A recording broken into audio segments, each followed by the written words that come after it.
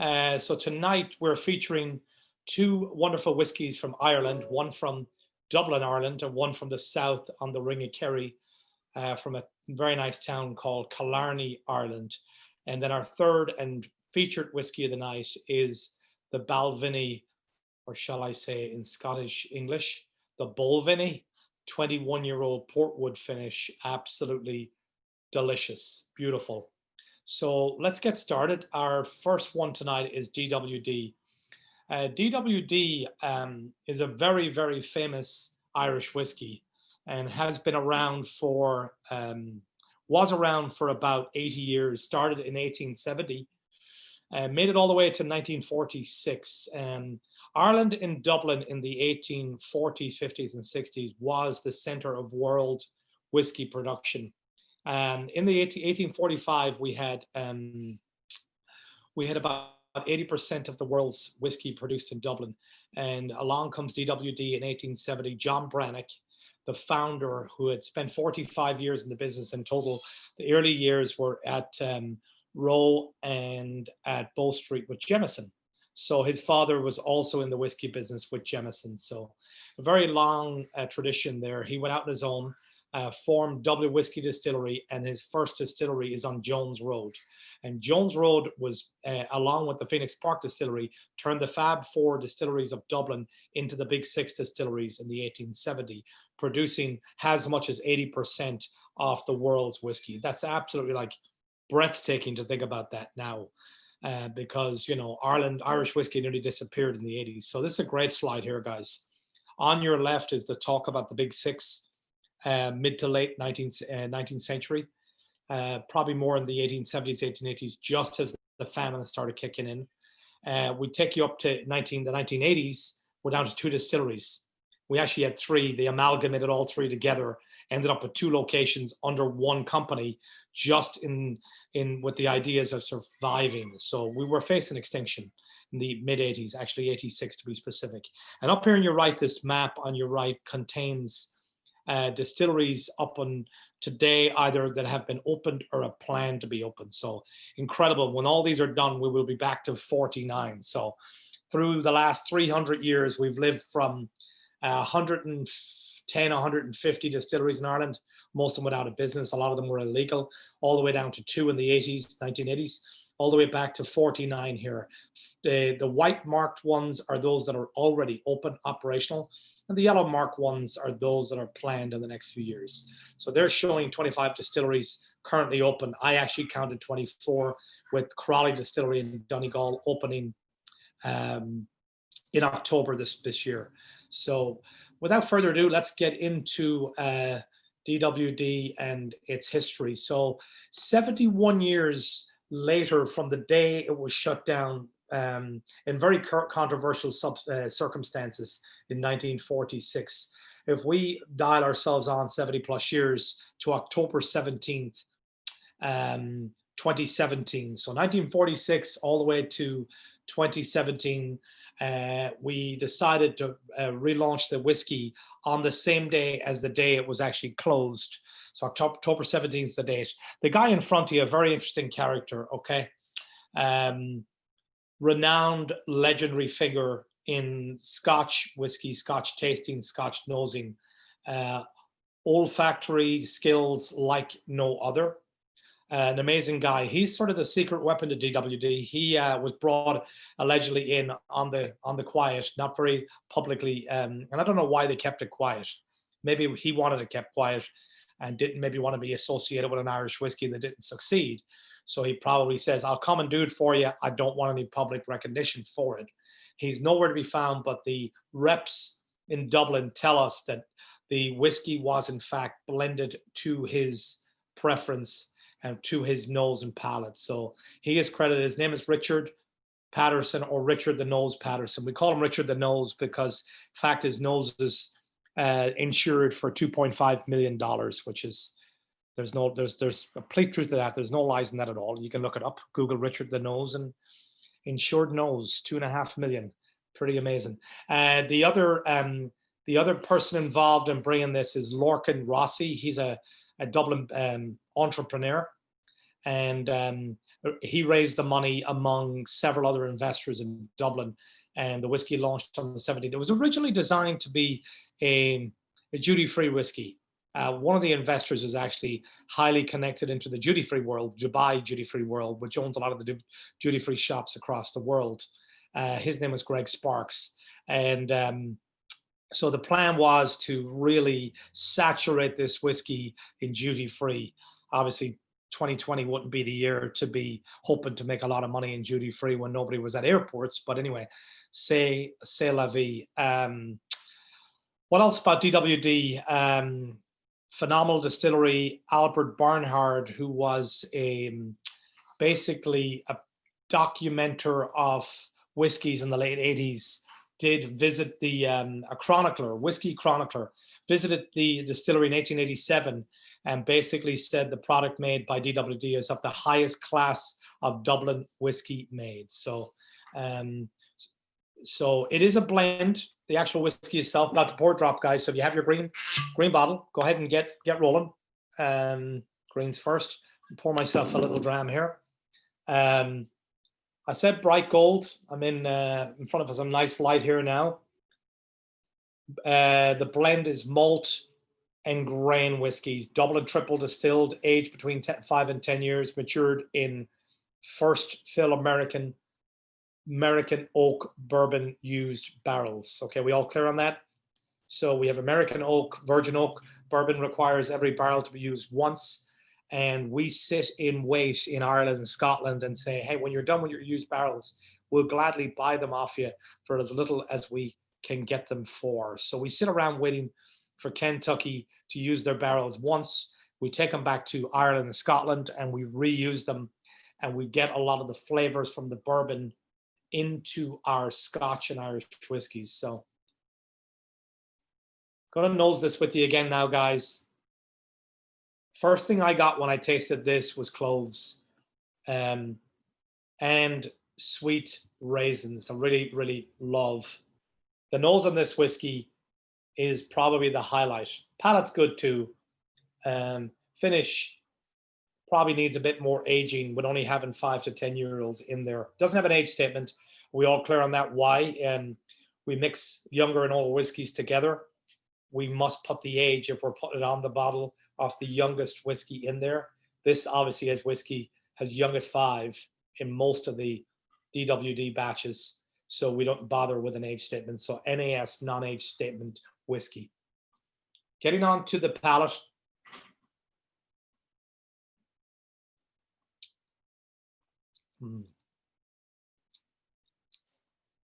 Great palate, great nose, salted caramel, some dried fruits, and I picked white chocolate. A lot of the reviewers had dark chocolate. I got white chocolate, malt, salted caramel, and a heatherish taste. Heather being, if you went into the field, you'd have bushes and bushes of heather, and you would, if water fell on it, you would get the smell of heather. Finish is short, dry and finish. We've got some licorice and then a nice linger of spice. Really, really tasty. If I were to give it one knock, and I don't like knocking any whiskeys because every whiskey has its own particular statement or category, or fills a spot or a period in the day or a day sipper or sitting your own in the corner whiskey.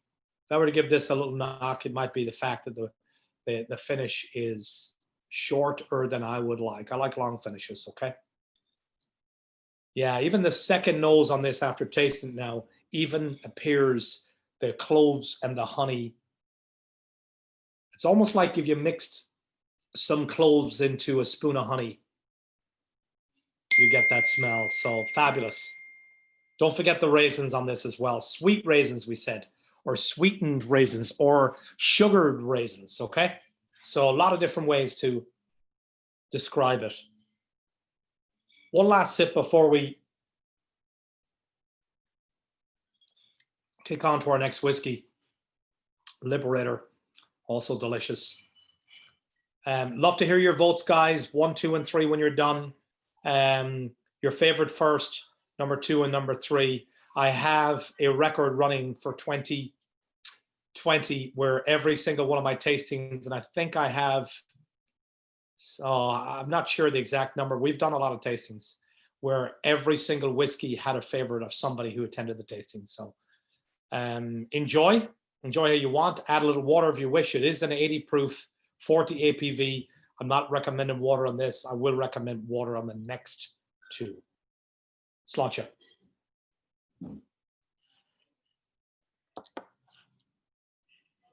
My first time trying this, I was at a golf tournament in April at Tunica National, and I was just rushing out the door, and I said, what fit in my golf bag? And I said, that's a nice sized bottle of whiskey. That'll fit in my golf bag. And so we got to we got halfway around. They have a little stopping point there where you can catch a break and a bathroom break. And I'm like, perfect spot. Rolled out a few little plastic cups and dived into the Liberator. And we did a little sort of impromptu tasting in the middle of a golf tournament. Finished at 14 under. We won nothing. Played poorly on the back nine. But that was my first time touching this whiskey. But took it to Florida. Really like it. The nose is a little difficult. I'll touch on that a little later. But the whiskey ties itself to these 2 great men in front of me. Okay, I called the distillery. I called the Wayward Irish Spirits on Monday morning, and I said, "Hi." A gentleman answered with not a Kerry accent. For those of you who have traveled to Ireland, a Kerry accent's very recognizable. He had a sort of a gentrified English accent, very nice accent, very nice man actually. And his name was Sir Maurice O'Connell, and he was the owner. And I said, wow.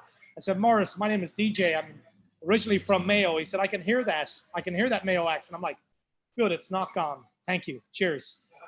And I said, what part of England are you from? He goes, well, I did 25 years in London in real estate, and I decided it was time to come home. And so I came home to the family land of 900 years in Killarney, Ireland, in Kerry. He is the great grand nephew of the gentleman on our left. The gentleman on our left is considered to be one of the finest Irishmen to have ever served in Ireland. They consider him one of the finest statesmen, okay? His name is Daniel O'Connell, and he's got a lot of credits to his name, okay? He was not a fighter. Michael Collins, the IRA, he's not one of those. He believed in peaceful resolution. He believed he was a very meticulous politician. Born in Carrigsaveen, County Kerry on August 6th, 1775. Lived until 1847. Died in Genoa, Italy, after being advised that it might be best for his health to leave Ireland and spend the rest of his time in warmer Mediterranean climate. He was removed back to Ireland in 1847. And as I told Maurice on Monday, you know, certain things live with you in your history at school. And one of the things that lived with me was Daniel O'Connell's funeral in Dublin is considered the largest funeral in Irish history. 1 million people lined the streets of Dublin for this man's funeral on our left. I will get to the guy on the right in a moment, but what did Daniel O'Connell do? For those of you who've been to my tastings, when I talked about James II and the Williamites and the Jacobites and William of Orange, when James II was removed from the throne in about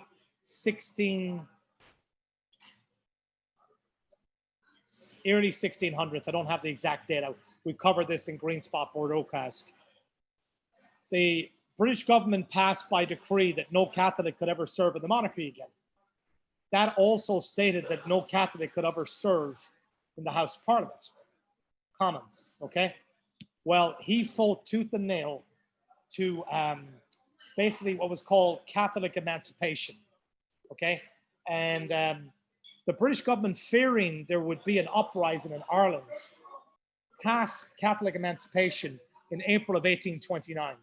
Subsequently, O'Connell became the first Catholic in modern times, post James II, early 1600s, to serve on the House of Commons.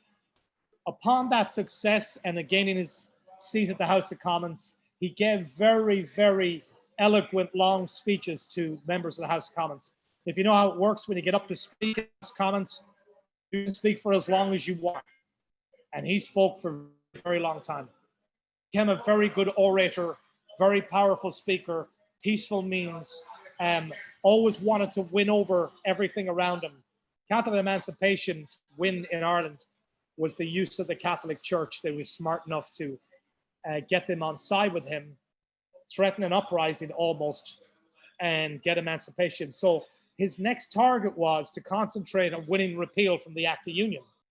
The Act of Union basically meant that the governing of Ireland took place out of London. And we wanted the government of Ireland to be governed by Dublin for the Irish people. He spent the next 17 years, from 1829 up until January of 1847, fighting the Act of Union, and basically determined that he was not going to get it done. During this time, he happened upon the guy on the right here, Frederick Douglass, known as the great abolitionist, okay? Frederick Douglass was a slave who escaped slavery, went on to marry in New York, and upon the release of his memoirs was urged to leave the US because he would be apprehended. And so he went to the United Kingdom and toured the United Kingdom. I say toured, we're talking about the mid-1800s here. Traveled probably on horse and cart, and traveled over to the United Kingdom, obviously in a ship, probably 3 to 4 months. He happened upon Daniel O'Connell at a speech in Dublin city centre in and around 1845. And they really bonded and connected, to which he became known as the Black O'Connell, okay? So we've got a tie from Daniel O'Connell, nickname the Liberator. That's what he became known as. Michael Collins, the big fella. Daniel O'Connell, the Liberator. And his ties back to the United States are quite incredible, where you have an escaped slavery, fought for the abolishment of slavery, and ultimately, actually, Frederick Douglass died giving a speech in Washington, D.C. in 1895. So obviously Daniel was a lot older. And getting back to the distillery, I would love to see a shot of the distillery. It's quite impressive. This is where they plan to build a distillery. They hope to have it operational for 2024 in County Kerry. Those who haven't traveled, the most beautiful part of Ireland, the Ring of Kerry, Deer Manor, all through there, stunning, beautiful, picturesque, the most stunning area in Ireland is the Ring of Kerry.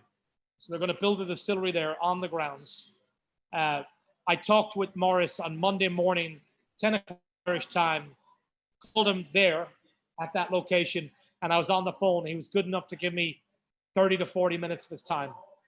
He was asking me, how did you end up in Memphis? And I'm asking him, how did you end up in Killarney? And he explained the whole 900 years in the family. This is their estate. They're going to build a distillery on the estate. What we're tasting tonight is a very interesting whiskey made from 2 distilleries. And he was good enough to tell us and publish these. Very often they're not published. A lot of times when we get blended whiskeys, we don't find out where they're from, right? Go ahead and pour your second one, guys. So we have 78% of it is from the Great Northern Distillery, run by the Teeling family. And it is finished for 9 months in port cast, and the balance of the whiskey is a 13-year-old Cooley single malt. Cooley was also owned by the Teeling family, and the Cooley Distillery now and the Great Northern do a lot of whiskeys for bonders. It's almost their business. You want to blend whiskey, you want to age your own whiskey, single malts, you can buy it a large portion of that business in Ireland is Cooley and Great Northern, and to a lesser degree, Bushmills. Okay, the others are coming into it too. Dingle, Maurice had said they're going to be having Dingle and what was the other one? West Cork Distilleries. They're going to have them blending in soon, and some of the other smaller ones. They're going to be buying whiskey for them and blending it in. Back to the cast. Well, his wife's family are Portuguese, and so they traveled to Portugal and sourced their own Old Tony port casks. Very important to note.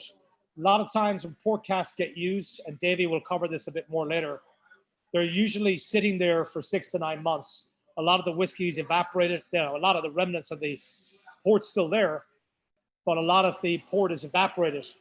These are port casks that were used 3 weeks before whiskey got poured into them, okay? So very, very important to know that he purchased his casks. Unfortunately, due to an NDA, non-disclosure agreement, he's unable to tell anybody where they're from, but it is linked to a very well-known French chateau, okay? They were disgorged, checked, and shipped to Dublin in 2018. And our inaugural batch we're tasting, which he told me, make sure you keep some, so I want you to taste batch 2 versus the inaugural and get the comparison of it. They also released with the inaugural a cask strength version. This was 700 bottles. The cask strength version, I think, was 200 bottles. So we're talking about something that was very minute in size here. So having poured it, guys, let me tell you, the nose will jump on you. A little rough. Give it a little second. Give it some time. You may have to nose this again after you taste it. So I would nose a little bit for a couple of minutes. Taste it, nose it again, taste it again, and then maybe add a small drop of water, okay? I have pages and pages and pages and pages on Liberator, Daniel O'Connell, Frederick Douglass, Killarney, their future plans. It is phenomenal, their plans. They plan not to have the biggest, not to have the best, but they plan to have the most picturesque distillery in Ireland. And I truly believe they may have. Kerry's beautiful anyway. I'm looking forward. He extended me an invitation, as most of them do when you call. He was very gracious to do that. I plan to visit him with Tim from Dublin. We plan to do a little 2-day hop to Dingle, Clonakilty, West Cork, Waterford. They were all in that 50-mile circle to pick up 5 or 6 distilleries in a few days. So let's get on to, so I was trying to figure out the color. I said light copper with a dark orange hue. And I'm sticking to that. This is the inaugural release. Yep. We'd like to see it. It's batch number 1, bottle number 571 of 700. Total count 700. But I thought the orange hue came through much more prevalent in the bottle. Sexy little bottle. I kind of like it. Lovely little cap. Lovely little nose on it. I'm trying to say mouth. But so I said rum-like because I felt like I was tasting a rum finished. Going back to the chat room, what you got? Guys, the nose might put you off at first, okay? But this is a very good one for trying a drop of water down the road. What I like to do with the water is a couple of drops. I like the pipette because it's a bit more measured. If you don't have it, less than a quarter spoon of water, small teaspoon. What have I left out? You're very welcome to see the bottle if you're in-house. Very happy to share with you what's on the bottle. Their tasting notes are quite a little bit different than mine. Some things cross over, but what's that? Yeah. Watch the cap. So I recommend nose it, taste it, then nose it again. And the nose might be a bit more attractive on the second round.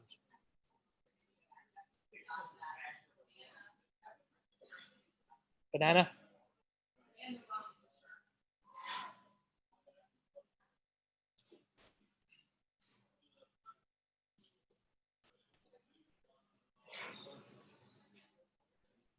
We have a 6-year-old. 78% is a 6-year-old whiskey.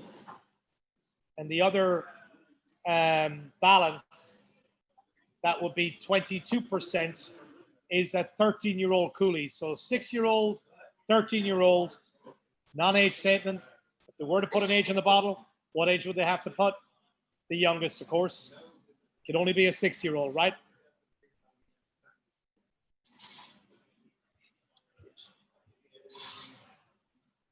Everybody in the house gets a free dessert. Please don't be shy. I had a guest bring me a nice gift tonight. He will get a nice little surprise at the end. I haven't decided what it is yet. If you bring me gifts, you get surprises, okay?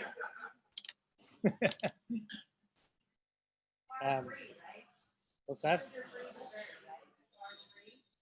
The bread pudding? I can't agree to that. No. Has Irish whiskey in it, but.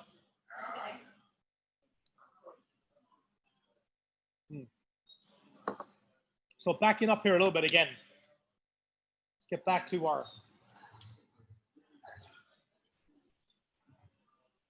guys. If you're English, if you're history buffs, the O'Connell family, poaching, whiskey running during Prohibition. The O'Connell family in Kerry were very, very powerful. They go back around 900 years. Maurice, Sir Maurice, he got this Sir from his great grandfather back in from the monarchy. Is O'Connell Street named after one of the O'Connell Street, Daniel O'Connell's statue is on O'Connell Street, and O'Connell Street is named after him. You know, for a lot of Irish, the greatest Irishman to ever live. You know what I mean? His successes get sort of smoked in the fact that it happened in the mid 1800s, and truly, like, independence didn't happen till the early 1900s. But he planted the seed of independence in Ireland. No. So let's get back to this whiskey. Liberator. Anybody want to rum like sense, cherries and figs, right? I just looked at his bottle and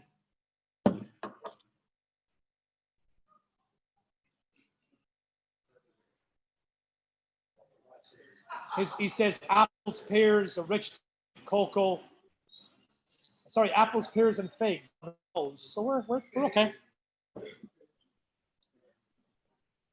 And the bananas, right? And the word ripe went in the night before last. Late at night, I was doing my notes with Nam. I said, this is more like really ripe bananas, like almost like a mushy banana.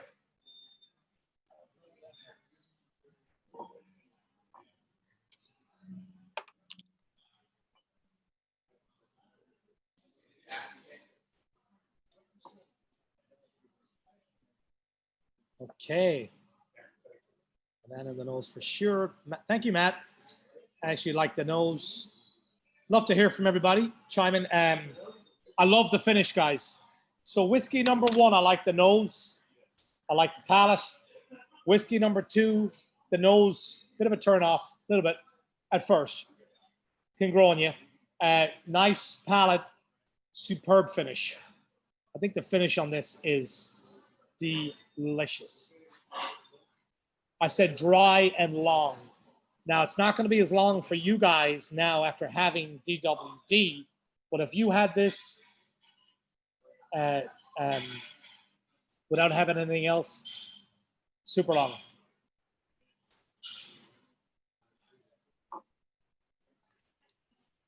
Mm.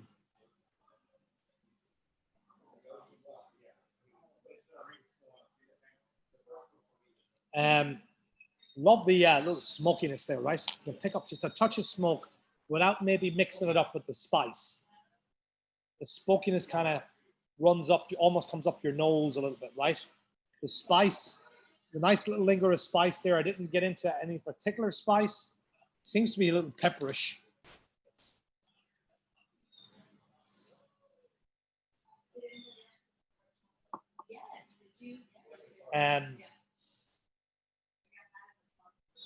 Batch number one was February 4th, 2020. So right before Irish lockdown, batch number one. Batch number two came out on October 6th, right before Ireland's second complete lockdown. This guy has really, really got great timing. He's after launching 2 batches of whiskey and Ireland shut down 2 days later. February 4th and October 6th. Poor guy. Poor guy.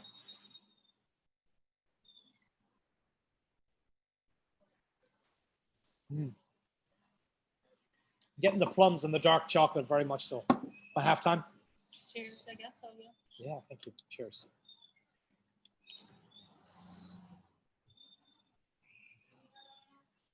I'm going to take a 5-minute break, guys. Some of my whiskeys that I plan to come up just to send off 2020. I'm welcoming 2021 with some very nice whiskeys. Glenfarclas 21, Dewar's 21, Bushmills 21, Glendronach 21. We've covered some of these before. It's in honor of 2021. Hopefully, us getting us out of this hairy corner we're in right now, the world getting back to normal. Hopefully, we're traveling again. I miss my travel desperately.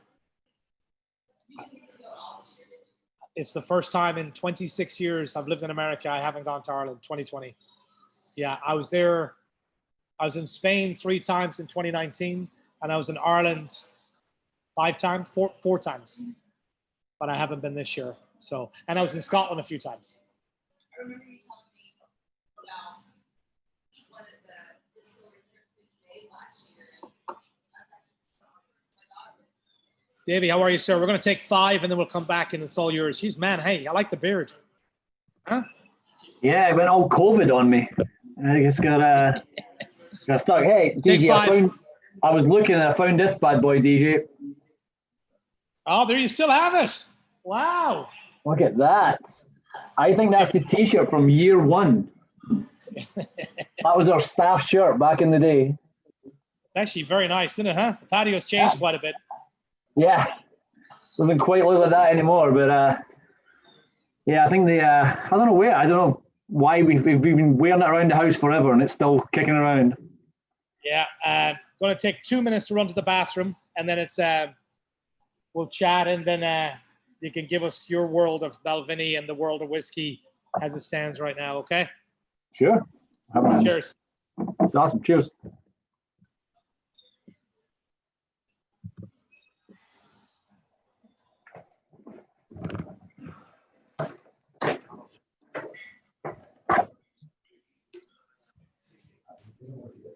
He's an old boy.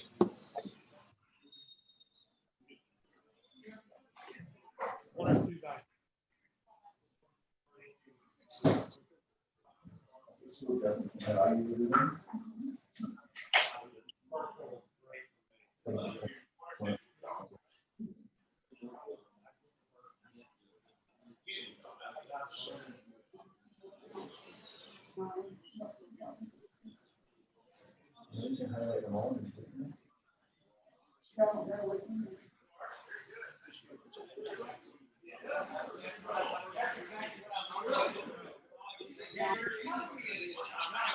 Yeah.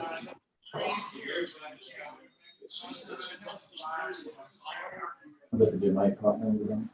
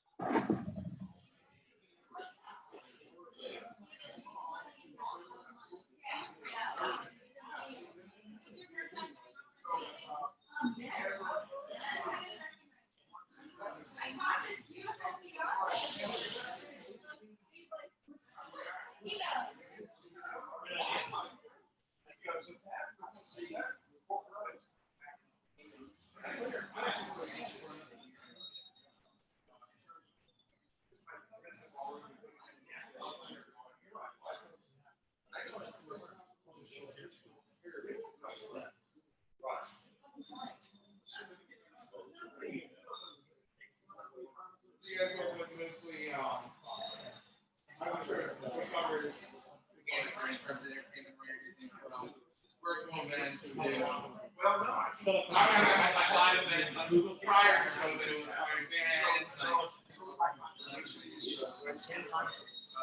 Not this year.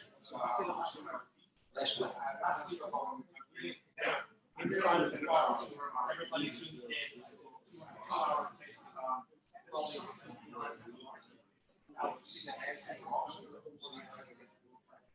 yeah, absolutely. I mean, It's almost places. Just We sent everybody the whiskey. we started like What is that? Small chip. What is it? Small chip. Irish Gaelic for good. Here's to your house. To your house. Slow chat. Slow chat. Yeah.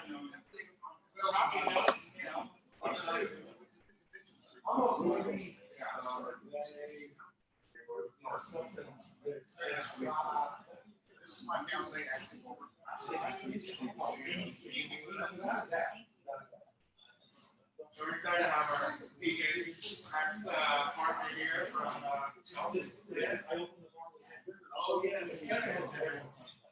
I was like Boston treat his wife's skin.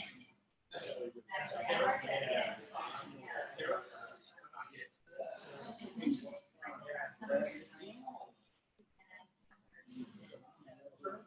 Call me Beckmeyer. Yeah. Well, I mean, she's aesthetics.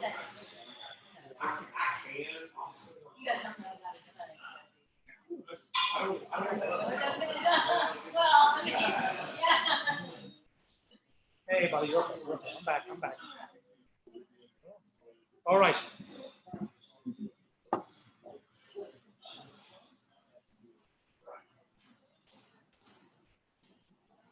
All right, bathroom break over. Coming back in, guys. How's everybody? So our featured highlighted whiskey of the night is Balvenie 21 Portwood. I'm pouring it right now. It's your red spot.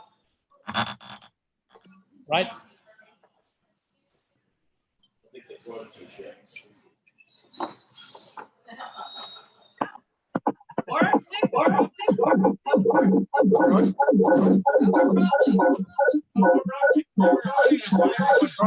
I don't want to eat out of home.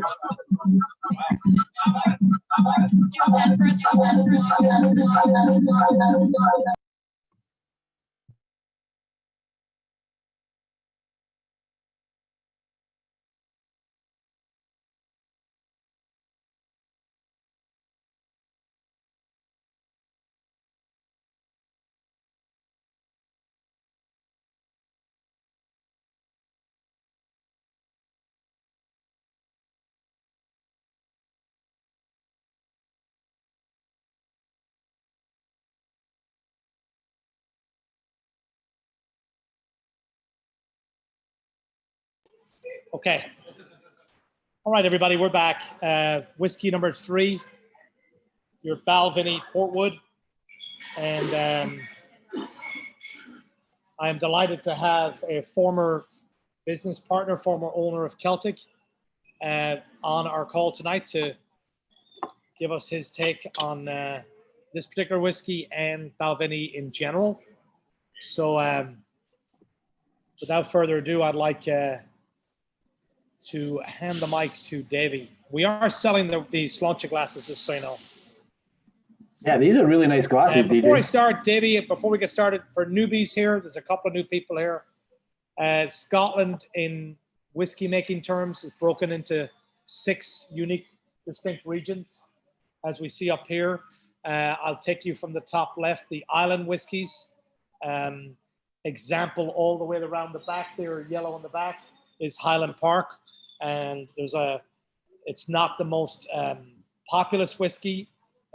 Most popular whiskey is all in Speyside, which we're doing tonight. Highland whiskies, we've done a bunch of those. Islay whiskies, right away, what do we do with Islay? Peaty, smoky ripe. Campbelltown whiskies, we've done those, right? Springbank and Glenkinchie. And Glenkinchie, April 4th this year, we did Glenkinchie from the lowlands. So we've covered all the regions, even in this short period. So I wanted to give you an insight there. They're broken out by region. The regions have different flavors. So I haven't got into that in great detail, but just gives you an idea. Scotland, by the way, and Ireland are almost the same size, about 32,000 square miles, which basically equates to the state of South Carolina. That's what we're talking about here when we talk about Ireland and we talk about Scotland, okay? About the nearest U.S. state is South Carolina, okay? So without further ado, I think we'll kick on to Davey. How are you, Davey? Doing all right, DJ. Cheers for having me back on. And it's been, I think I took off from Celtic 15, no. When did we leave? 2008, so 12 years ago now. You haven't been in it? Wow. And it was, we'd been there. We'd been running up. They were working at the bar for a while, and then ended up getting married, and we moved to Portland. And that was 2008, just at the beginning of that. So it's been a long time. And it's awesome to see the bar just keeps growing strength to strength and just keeps getting through it. So it's pretty amazing. So Portland to New York and then New York to LA, right? Yeah, I kind of did the whole run. I went up to Portland and I was working in a whiskey bar up there for a little bit. And then moved to New York and started working with Balvenie whiskey 7 years ago. And I was running the New York kind of East Coast side of things. And then I moved to LA to look after the West Coast for Balvenie. And then this year, it's so ironic because everything that's going on with the world right now, I actually got promoted up in the middle of the pandemic. And I now look after the luxury whiskey side of William Grant. So all the high-end allocated Balvenies and Glenfiddich, the private barreling, collector series, all those kind of things. So, so that's now my gig for the kind of LA West Coast world. So I get to play with some fun whiskey, mate. Yeah, do you touch a lot of those high-end 25-year plus bottles? Are you? Yeah, so most of my stuff I look after is kind of 21, 25 and above, the 30s, the 40s, the 50s, and then the highly allocated stuff. So maybe it's a 19-year-old, but maybe there's only 500 bottles, those kind of things. So I work with a lot of collectors, work on the big media launches, working with the PR people and things like that. So it's a lot of the high-end whiskeys. I mean, the reason we release a lot of these is they're highly desirable, but it's that halo effect of growing the brand as well. The media, they don't want to talk about 12 and 14, even if they're the most amazing whiskeys you ever had. They want to talk about a 30-year-old because it's what sells the newspaper and the internet advertising. So a lot of what I do is I'm working with these people to show them that there's a theory and a reason behind making this high-end whiskey rather than just wait until it's old. We have a plan, and it's and this whiskey is coming out is just phenomenal now. It's such a great time to be any whiskey. What's your you mentioned on a call we talked a few weeks ago, by the way, we were on for an hour and 10 minutes, by the way, that call, as I was delivering my Christmas chocolate boxes. We talk for an hour. What's your favorite Balvenie right now? What's your go-to? Always my go-to. Like I have this thing where I say I've got my desert island whiskey, and my desert island whiskey is the Balvenie 30. If you get a chance to try that whiskey, it's kind of the whiskey that I've seen it. I've used it in tastings. We've did events where people taste it and they physically sit back in their seat. It takes them away from what they're doing, and it's that wake up moment of I suddenly get why people pay a lot of money for whiskey. And what does it run? I don't know Tennessee wise. I know in California you're looking about 1,100 a bottle, 1,200 a bottle. Okay. I mean, so this is like not by no means an everyday whiskey, no matter how much my title says luxury whiskey specialist.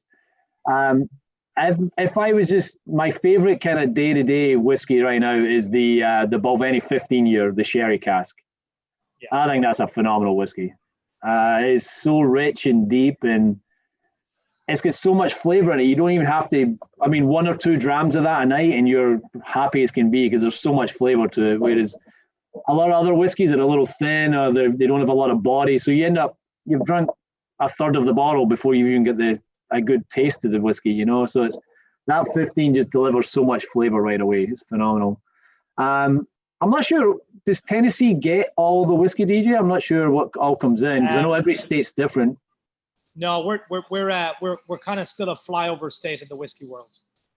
We really are. Yeah. I mean, you know, It's a plus. I know we're in a sweet spot between like Florida, Georgia, and then into Texas. So we're not getting a huge amount of Scotch and Irish whiskey. right.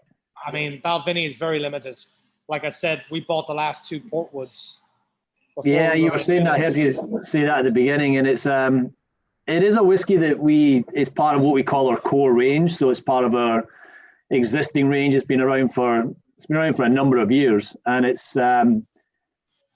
used to be very widely available, and it still is, but it's just becoming so popular. And it won back. It was a few years back now, but it won the Supreme Champion Spirit, which is essentially means it not only won Whiskey of the Year, it then beat out all the cognacs and rums and vodkas and all the other champions.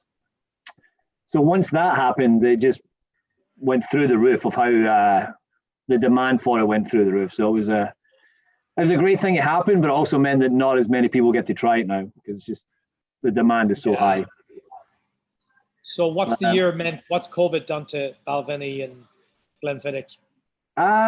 Well, this is the kind of this is the double-edged sword, and it's tough when me and you were talking, DJ, because the bar industry is just crushed. You know, there's certain places who are just not going to come back. And the one thing I say about Celtic, and I know this from talking to you over the years, is you've got a strong, loyal support, and it's a neighbourhood bar, and you've looked after them, they've looked after you as well over the years, and those are the bars that are going to make it through. But there's a lot of other bars who are just not going to survive. I mean, you can't go months and months without business coming in. On the other side, the liquor stores and what do they call it? The internet buying, the Drizzlies, the Instacart, all these people, their sales are through the roof. So we're down a little bit, but not over the top, because the liquor stores, people are still drinking. They're just drinking at home now, which is. So Balvenie's doing okay, and Glenfiddich I also look after is doing well, but the fun place of drinking is at the bars, so we need that to come back as soon as possible, essentially. So just so people know, Davey used to be part owner of Celtic, came as a soccer player to the US, was in Tyler College in Texas. I think Robbie Nicholson is instrumental in you coming to Memphis, right? He was definitely a big part of it. Yeah, Robbie was. He trained me down in Tyler, along with another gentleman, Mark McKeever, who I played with in Scotland, and he came over. Robbie brought Mark over, then Mark brought me over, and we were all kind of this. It's that 5 degrees of separation type thing of how we all made it to America, and luckily we all came over and we've all done well, and we've all been able to stay around and keep playing. I think we all try to still play football a little bit, but it's getting slower and a little bit more I've got about a 10-yard radius I stand in, DJ, when I play now. I just spray the ball. I don't run very far these days, but we're still trying to keep it going. Yeah. So just so you know, Robbie is my trainer. He's an ex-British Royal Marine, and he's the type of guy you don't show up late for. Just put it mildly, okay? My first preseason in the US was August in Texas with Robbie Nicholson. Okay. So there you go. That was a great introduction to. I thought I was coming over for a little joyride of just playing a little football and running around, and then I got an ex-Marine giving me preseason training. It was great fun. Yeah, no wonder I drink whiskey now, DJ. Now tell me, what's the future? Hey, how do you like the glass? Lovely, isn't it? I like these glasses a lot. Yeah, a lot of these nosing glasses tend to be a little flimsy. This has got good. Like, I like a glass you can hold. I like these glasses a lot.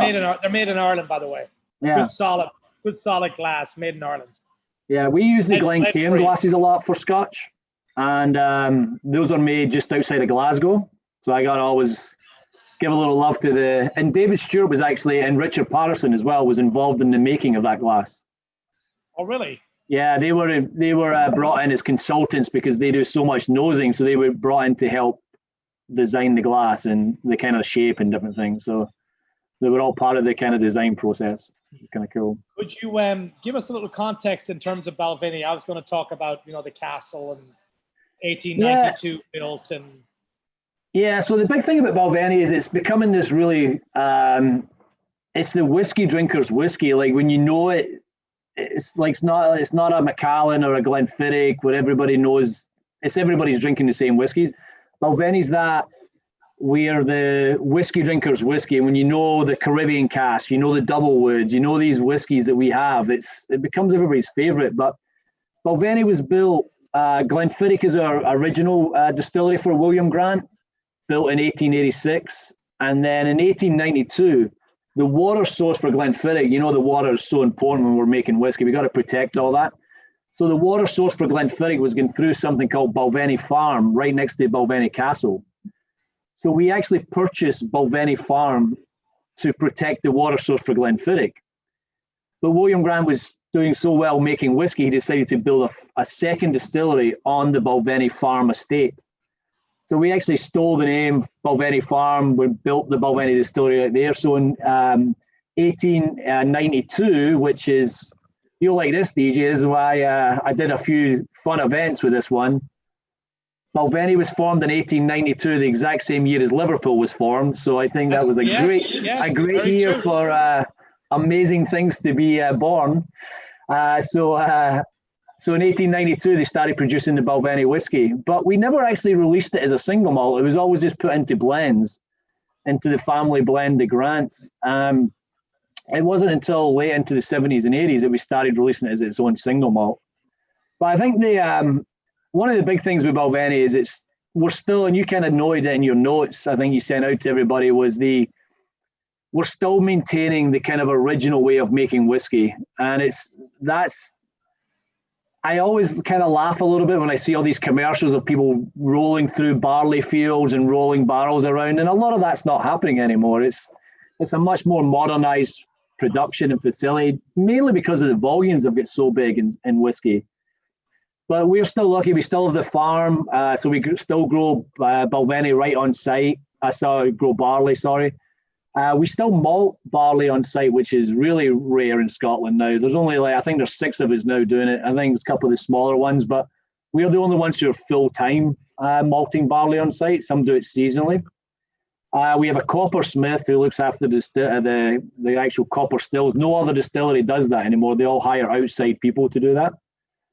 We have a full-time cooperage, so it's not just people who look after the cask. We can toast our own cask, we can build our own casks, we can re-char. If you've had the new toasted oak, the 12-year, that is a barrel we brought over from the US and re-toasted it ourselves to get the right char level. So us in Glenfiddich are the only ones who can do that in the US and Scotland now. So a lot of these little things that people think is just a normal way of making whiskey is only really going on there. And then the guy that everybody talks about is David Stewart. He's the longest serving at being a malt master in Scotland. So he started in 1962 and he's still with us, which is pretty amazing.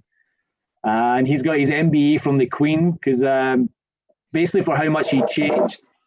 A lot of what he did, DJ, was the cask finishing, which you see, you're talking about the port finish on some of the whiskies earlier on, and he started doing this sherry finish, which if you think about it, just moving whiskey from one cask to another is super easy, but no one had done it. And a lot of the greatest ideas are just things that just, once you do it, you're like, oh, that's a great way of bringing in new flavor and new things. But somebody has to have the foresight or the invention to create this idea, and he was the first one to do it. And he started with something called the Balvenie Classic, which developed into the Balvenie 12-year-old Doublewood that we all know and love now. But his favorite whiskey, or his one that he kind of thinks is his best achievement, is the one we're trying right now, which is the 21-year-old Portwood. Yeah. So if everybody's got this, and if anybody wants to shout out or ask questions, we can talk about whiskey all night. This is my finally got the when you've got a job you love talking about, it's just fun to do. But this is 21 years in American oak. So we actually get our casks from Kentucky. We bring them over from Kentucky, bring them over, check them with their own coopers. But the big thing with this, because we call it Portwood, it's obviously finished in tawny port casks.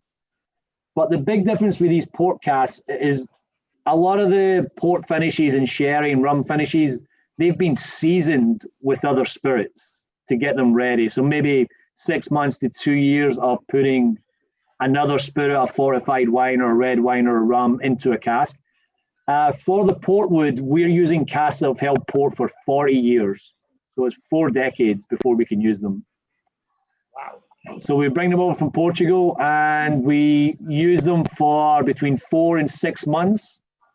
And then that's it, we use them once. So they take 4 decades to get ready, and then we use them for 4 months.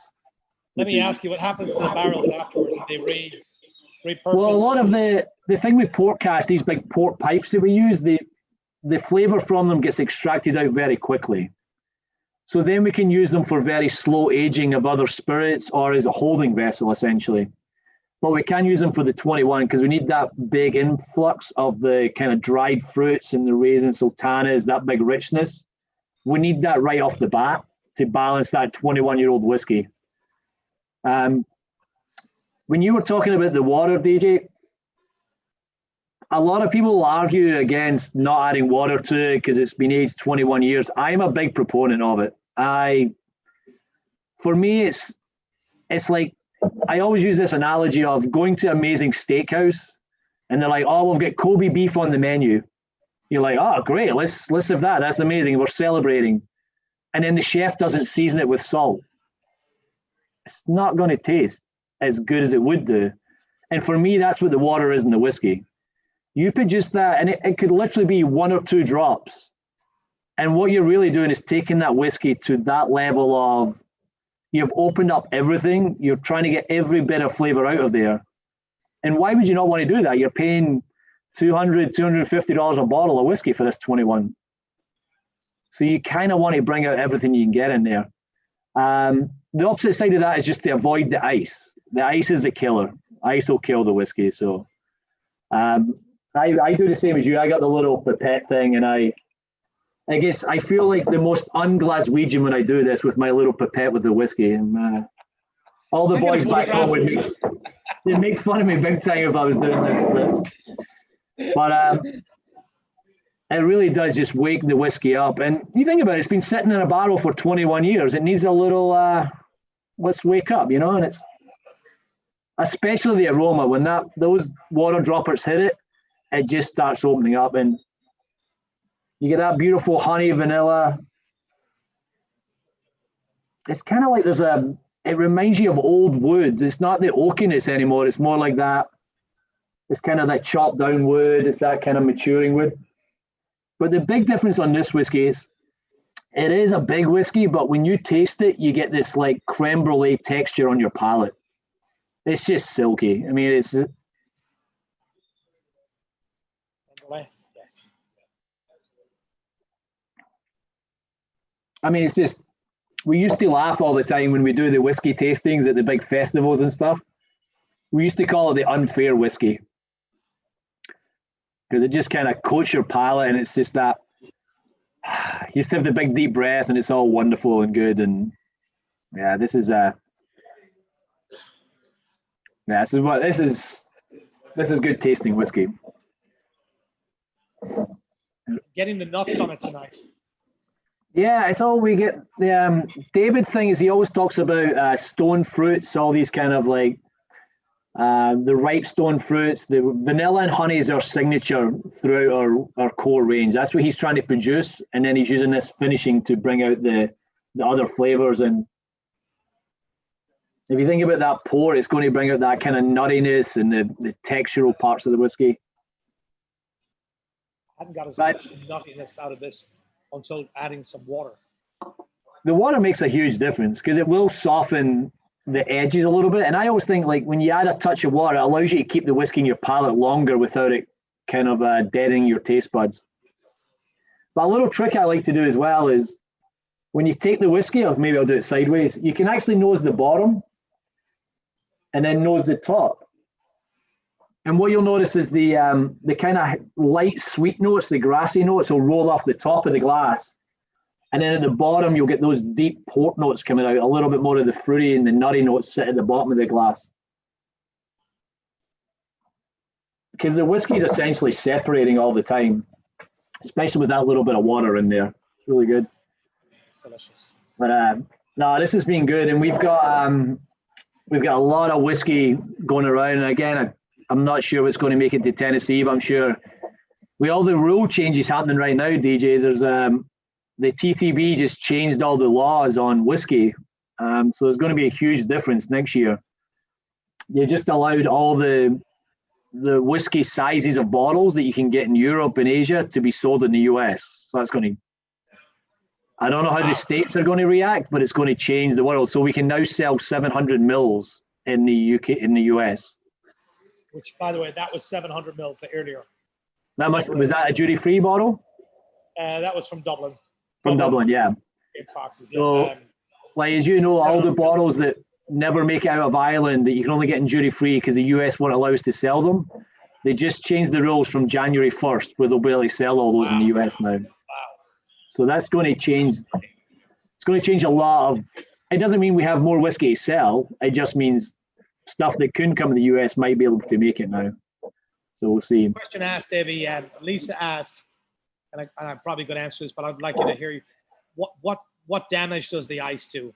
Oh yeah. So I love this part because I hear a lot of people say that don't add water, add warm water, I heat the glass, all these kind of weird stuff. So the easiest way I can do it, because DJ knows this, but I went to school, I went to Christian Brothers there in Memphis, and I was pre-med before me and DJ and a couple other people decided to open a bar. And that seemed like a better idea. So my mum is still upset I didn't go to medical school. So I like to throw in a little science. So this is my little science bit for you.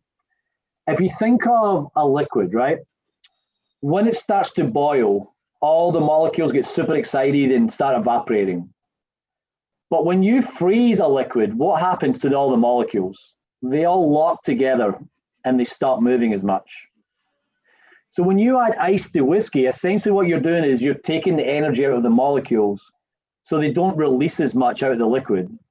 So when you add ice to it, what you're really doing is you're kind of destroying the aroma of the whiskey.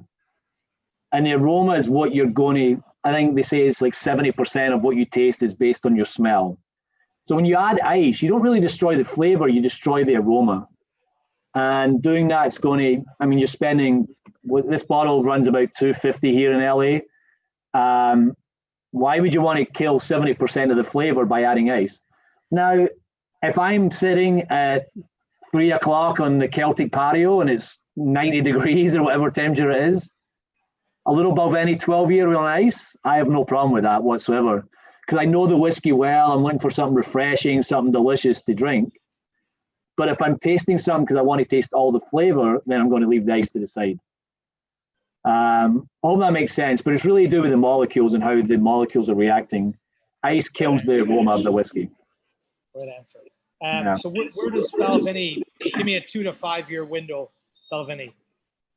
Where are we going? My big fight right now. Sir David's stepping away, right?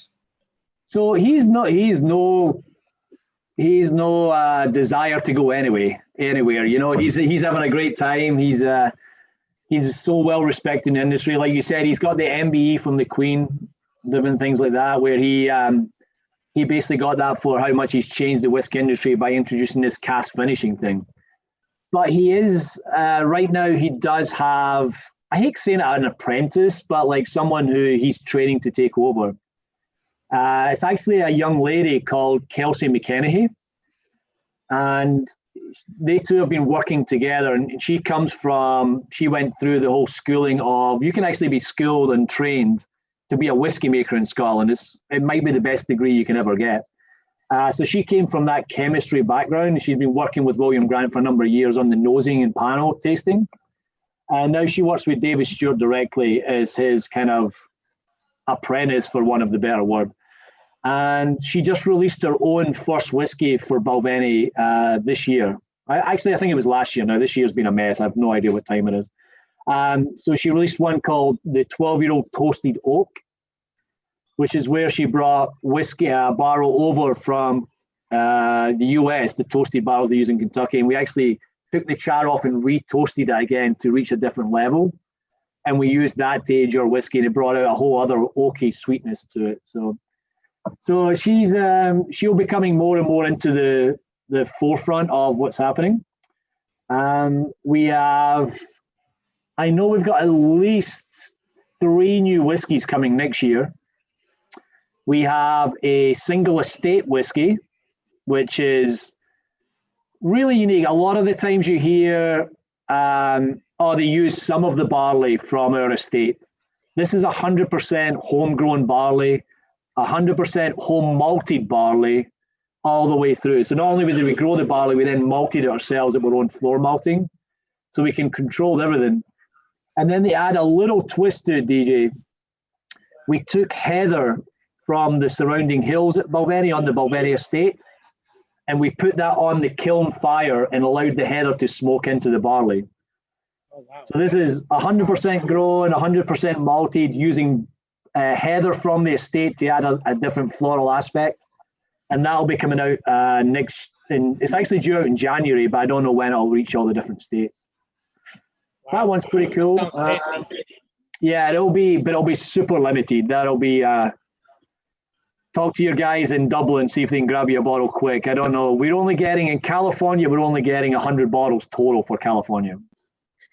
Jesus. And we are the #1 market in the US. So, but we were very lucky. We're still a family-owned company, DJ, and we were able to not shut down production in the 80s and 90s when a lot of companies did. So we have a lot of 20, 30, 40-year-old whiskey available. And when I say a lot, there's not that much, but there's more than a lot of other companies have. So we have that ability to still have our older whiskey kind of around, which will be fun. We've got a new 50-year-old coming next year, which is very exciting. If you've got a spare $50,000, we can get you a bottle, DJ. Yeah, I'll talk to you offline on that. I'm thinking about buying a 50. We'll talk about that offline. Yeah, a little 50,000 is it's not bad for one bottle, right? But yeah, it should be. Balvenie's in good shape. It's doing well, and the family has Hendrick's gin as well, and Monkey Shoulder whiskey. I know you guys have tasted before, and so yeah, they're doing really well. And Tullamore Dew is our Irish whiskey. Bourbons, right? We've got some bourbons. We've got Hudson whiskey out of New York, which was they're very well regarded as being the ones who kind of started the craft distillery movement, because they kind of they petitioned the government to allow these craft distillers to be able to sell directly on site, so they don't have to go through a distributor anymore. So if you were under a certain volume, you could then, so it was called the Craft Distillers Act, and that allowed that kind of craft distilling boom to happen, and that was the Hudson whiskey up in upstate New York. So they were the first distillery in New York to be distilling since Prohibition, which was kind of cool. So we own that distillery too. Could you just explain one last thing in terms of the barrels, the rum finishing barrels? Yeah. So the rum barrels, where do we get them from? Where does the rum get into them? Do we ship the rum to Scotland, make the barrel? Is that what we're talking about? Yeah, so the Caribbean cask is becoming this, and I think we were chatting about this, DJ, as well. we're always like, I've got to make sure that everybody knows what we're drinking is Balvenie. And the 14-year-old Caribbean cask is becoming this. People walk into a bar and they order it as Caribbean cask rather than Balvenie Caribbean cask, which is really cool because it's getting this cult following. But I need people to remember it's Balvenie, so they'll try the other Balvenies while they're enjoying the 14. But when David Stewart was first designing this whiskey and what he was trying to achieve, because he's got this idea in his head of what flavor he wants to produce. And he knew he wanted to bring rum in because it would work well with Balvenie. So we got these casks brought over from the Caribbean, but the rum industry is kind of this, it's a bit Wild West out there. So a lot of the casks you don't know because of Solera systems and things, you don't know how long the cask has been used for. So the casks we were getting, our coopers were getting them and saying, we can't use these. They're not up to the standard we need. So David Stewart decided the best way to do it would be to actually design his own rum blend and specifically ask. So he got all these different samples and he created his own rum that they make in the Caribbean. And we now ship that rum over and we season our own casks at Balvenie, so that we can actually control the process and the aging and everything in there. So if you can imagine in Scotland, not as tropical as, say, the Caribbean, as you well know. So it's a much slower aging process. We don't have as quick of a maturation and change of humidity. So we age the barrels a little bit slower. And then once we've been aging for about 2 months, getting the barrels ready, 2 years, sorry, getting the barrels ready, we can then introduce our whiskey into that barrel once we've removed the rum. So we actually control the process by bringing their own rum over and actually aging the barrels ourselves. So we do that for Balvenie 14, the Glenfiddich 21. We have a question. One sec. What was the question? Yep. What do you do with the rum after? Ship it back? Yeah, essentially, yeah. So like good Scottish people, we buy it cheap and then we sell it more expensive because we've aged it more. So we make a little profit on it. We're not shy in Scotland at all. No, it comes over as a white rum and we sell it back as a golden rum. It's not quite a dark rum, but it goes back as a golden rum. But the kind of the contract and the deal behind it all, so it's slightly unsexy actually when you think about it, but the contract behind it all is we don't sell it back to one distillery, we sell it back to multiple, and then they blend it into all their different house rums. That way nobody can release a rum aged at Balvenie. So we make sure it doesn't get released that way. You don't So want to be doing rum, right? Yeah, I mean, we've got 2 different rums that we have. We've got Sailor Jerry, which is our kind of fun spice rum for making all the daiquiris and just having a good time with. And then we have Flor de Caña, which is our kind of aged sipping rum coming from Nicaragua. So we look after that one too, which is a delicious rum made right on the hills of a volcano down in Nicaragua. It's really cool. How much are you traveling? Obviously not this year, but before this year, how much are you traveling? Japan, I had the good status on the airlines. Yeah, I was putting in a few miles. I was going back to Scotland quite a bit. We went to Japan, saw the distilleries there. Went to Thailand and different places. Been to Ireland a number of times in Scotland. A lot of my job is education, so a lot of it is taking buyers, collectors, press, PR, those kind of things, taking them to the distillery and hosting them and showing them around and different things. And I mean, it's great for me. My family's still in Scotland, so I get to go home and see my old granny. And I was thinking back to the year we opened the distillery, DJ, if you remember all those years back, trying to make her, trying to open the bar and get it going and trying to build that up and all the work it was getting. My grandmother had came to visit us that same year. We were going through that. She was 88 years old when she came over. First time she'd ever left Scotland. And she's a big country music fan, so she came over to visit. And while I was there working, she's like, no, go work. I know this is important. I came back in Memphis summer. She was mowing my lawn in my house. 88 years old. This year she'll be 103 years old. Oh, wow. Yeah, wow. she's got some That's good awesome. genes kicking around there. Yeah, so I remember coming back. She was just, she was mowing the grass, and you know what Memphis summers are like. I was like, holy crap, my family will kill me if this goes wrong. They can save one vaccine on her. She doesn't need to be vaccinated. No, she's golden. She can fight off anything. So Great. Davey, finish on this. How would you describe it? For me, this is just, it's decadence. That's all I look at it is. It's just this decadence whiskey, which as soon as you taste it, it makes you just sit back and relax. I don't want to, I know we're sitting here chatting about whiskey and doing all these things. Sometimes whiskey just, you want a whiskey that makes you not think anymore and sit back. And I get asked, when do you drink these? Where would you drink it? And as the whiskey gets older, I want less people in the room. And I know we've got 25 people or whatever it is in here, but they if it's a 21-year-old, sometimes you just want to hang out with like 2 or 3 people and just enjoy it, because you don't even have to taste it anymore. You just a little nose and all the flavor just comes rushing back, because it's just decadent creme brulee, honey, vanilla, beautiful. I love the creaminess of it. I really do. I love what it does in your mouth. It's just, it's stunning. Yeah, this is celebration whiskey. Delicious. Take me through this. So we got the 12 double wood, the 14 Caribbean, the 15 sherry. Then where do we go from there? What is the we next? Actually have this one, the 17 double wood. Yeah. This is the last. Yeah, that one was released for David Stewart's 50-year anniversary. We have a 21-year-old Portwood, obviously, we're trying right now. Back up for a sec. Balvenie 21? That's the one we're drinking right now. Oh, sorry. Yeah, of course. Dave. But Jeez. we also have, on top of that, though, we have a 21-year-old single barrel coming out this year, well, 2021. So it'll be a single barrel. There'll only be 300 bottles per cask released every time. Awesome. So very limited release. We have a 25-year-old, a 30-year-old, a 40-year-old, and a 50-year-old. And then we've got things like the Balvenie Ton 1509, which is a special. We only release 8,000 litres of that a year. So roughly works out to be about 10,000 bottles, but that's for the whole world.